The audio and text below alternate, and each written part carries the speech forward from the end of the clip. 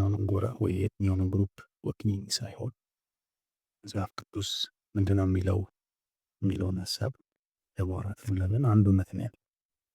ስለዚህ አሁን እዚህ ጋር የመጣሁት የራሴን አመለካከትና የራሴን መላምት ለማውራት አይደለም። በሌላም ሰው ሀሳብ ተጽዕኖ ውስጥ ወድቄ አይደለም የማወራው።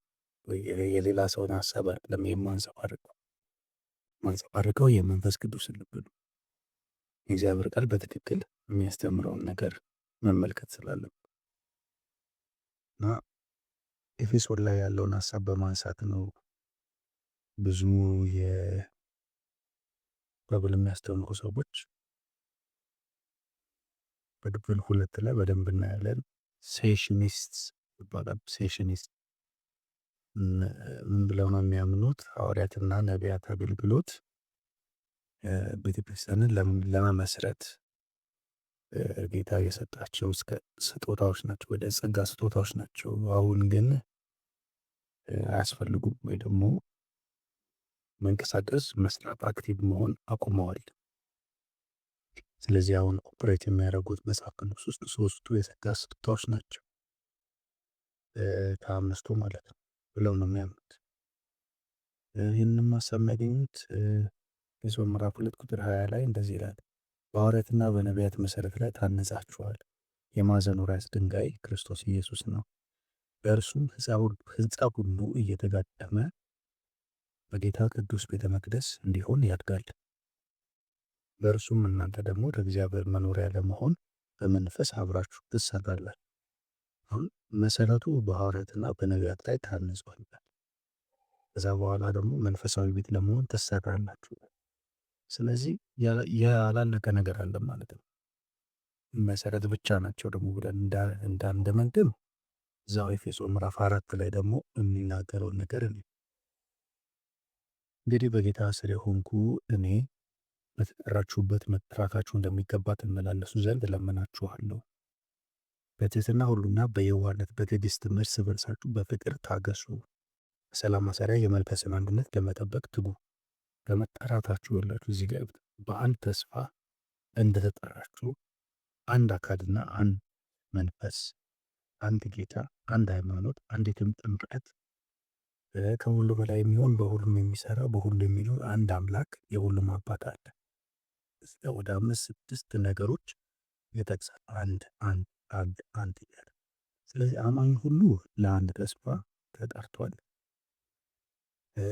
በአንድ አካል በክርስቶስ ኢየሱስ ሆነን አንድ አካል ሆነናል። ይህ ምዕራፍ 2 ሙሉ ማየት ይቻላል። ከአሕዛብም ከአይሁድም አንድን አዲስን ሰው በክርስቶስ ኢየሱስ እግዚአብሔር ለራሱ እንዳቀረበ እናያለን። ወደ አብ አንድ አዲስ ሰው አዲስ ፍጥረት አድርገን ቀርበናል። በሱ ስራ ወደ አብ መግባት አለን። ስለዚህ እዚህ ጋር አንድ ተስፋ፣ አንድ ጌታ፣ አንድ መንፈስ። ስለዚህ ለአማኞች ሁሉ ነው። አንድ ተስፋ አለን። ወደ አንድ አካል መጥተናል። አንድ መንፈስ ቅዱስ እኛ ውስጥ አለ። አንድ አባት አለ። አንድ ጌታ አለ። አንድ ጥምቀት ተጠምቀን። ነገር ግን አሁን ሁላችንም አንድ ነን በዚህ ያለ ግን የምንለያይበት አንድ ነገር አለ። ምንድን ነው እሱ? ነገር ግን ይላል እንደ ክርስቶስ ስጦታ መጠን እንደወደደን እያንዳንዳችን ጸጋ ተሰጠ። ስለዚህ ወደ ላይ በወጣ ጊዜ ምርኮን ማረከ፣ ለሰዎችም ስጦታ ሰጠ ይላል ክርስቶስ። ወደ ምድር ታችኛ ክፍል ደግሞ ወረደ ማለት ካልሆነ ይህ ወጣ ማለትስ ምን ማለት ነው? ይህ የወረደው ሁሉን ይሞላ ዘንድ ከሰማያት ሁሉ በታች የወጣው ደግሞ ያው ነው። እርሱም አንዳንዶቹ ሐዋርያት፣ ሌሎቹ ነቢያት፣ ሌሎቹ ወንጌልን ሰባኪዎች፣ ሌሎቹ እረኞችና አስተማሪዎች እንዲሆኑ ሰጥ። ምዕራፍ 2 ላይ በሐዋርያትና በነቢያት መሰረት ላይ ታንጻችሁ። እዚህ ጋር ደግሞ ተኖችን ሐዋርያት አድርጎ ሰጠ፣ ነቢያት አድርጎ ሰጠ፣ ወንጌል ሰባኪዎች አድርጎ ሰጠ፣ እረኞች አድርጎ ሰጠ፣ ሌሎችን ደግሞ አስተማሪዎች እንዲሆኑ ሰጠ። ለምን?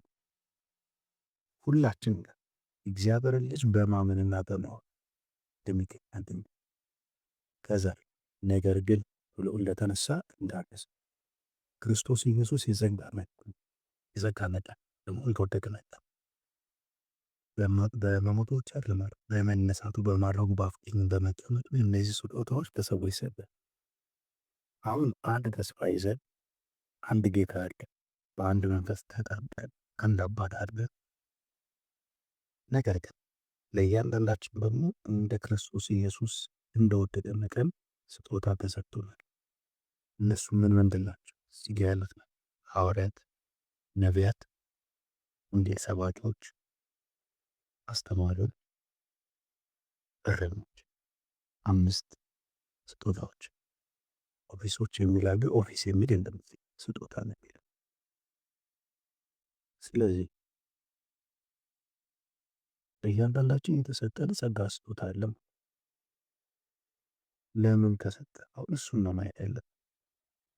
አሁን አስፈላጊነቱ አብቅቷል ካለ እዚህ ጋር እንደዛ ይላል ወይ ብለን ሁላችን የእግዚአብሔር ልጅ በማመንና በማወቅ ወደሚገኝ አንድነት ሙሉ ሰውም ወደ መሆን የክርስቶስን ሙላት ወደሚሆን ወደ ሙላቱ ልክ እስክንደርስ ድረስ አሁን ወደ ክርስቶስ ኢየሱስ ሙላቱ ልክ ደርሰናል። ወይ ፐርፌክት እስከመሆን ድረስ በአእምሯችን መታደስ መለወጥ ፐርፌክትድ ሆኗል፣ ፍጹም ሆኗል ወይስ አሁንም በመታደስ ያልተለወጠ የነፍሳችን ፓርት አለ? ካለ እነዚህ 5ቱ ጸጋ ስጦታዎች የተሰጡት ይሄ ሕሊናችን ፍጹም እንዲሆን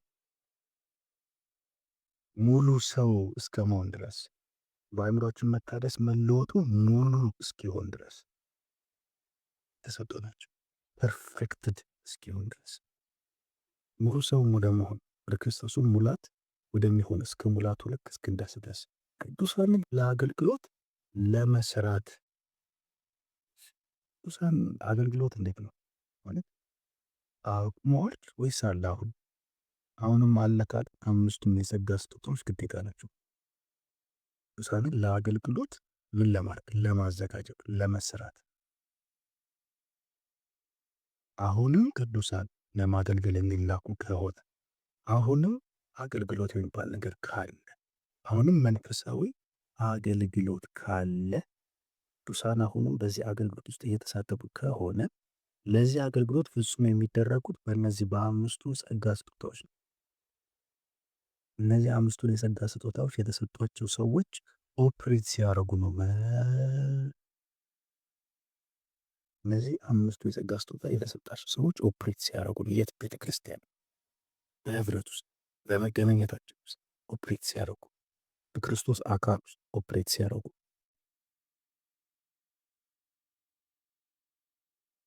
እጅ እግር ያስፈልገዋል። እጅ መሄድ ስለማይችል ዓይን አንደበት ያስፈልገዋል። ያየው መናገር ስለማይችል ጆሮም እንደሚሰማ ሁሉ የሰማውን የሚናገርለት አንደበት የለም። እያንዳንዱ ቦዲ ፓርት ይጠቅማል። የማይጠቅም አካል የለም የሚለው ጳውሎስ ለሳ ነው። አሁን አንዱን አካል ቆርጠን ስናወጣ ጎዶሎ ነው የምንሆነው። ፍጹም እንድትሆኑ ነው፣ ለአገልግሎት እንድትሰሩ ነው፣ እስከ ክርስቶስ ኢየሱስ ፍጹም ሙላት እንድትደርሱ ለማድረግ ነው የተሰጡት። ሕሊናችሁ አይምሯችሁ በፍጹም ተለውጦ ዓለምን የማይመስል እስኪሆን ድረስ ወይ ደግሞ በአይምሮ መታደስ እንድትለወጡ የሚያደርጓችሁ እነዚህ 5ቱ ስጦታዎች ናቸው። እያንዳንዱ የራሱ ኃላፊነት አለ።